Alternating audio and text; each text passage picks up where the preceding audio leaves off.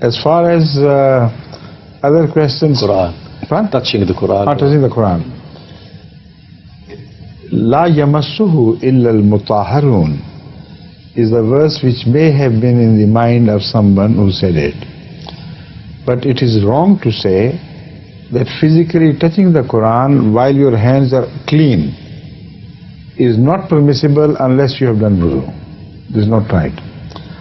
But this is right that you should not recite the Quran without wudu, if you can afford it.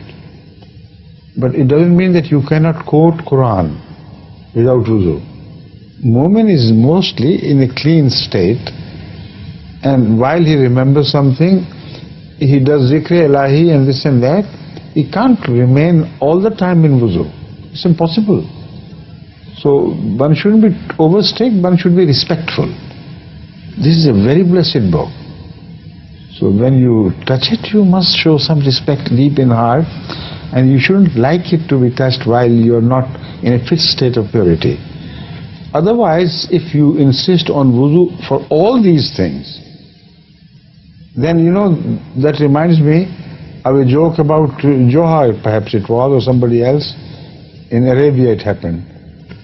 Somebody saw a mullah go to toilet and then did wudu and then started saying his prayer, and he broke the prayer every minute or every half minute. And he was shocked, he was disgusted at what that man was doing. So perhaps he was an Arabi. So after he finished prayer, he said, don't you know that wudu, once broken, is finished? You cannot say prayer while you are constantly breaking wudu. What do you mean by this? He said, what do you mean by that? If I do wudu, every time I pray, I'll become either a fish or a frog.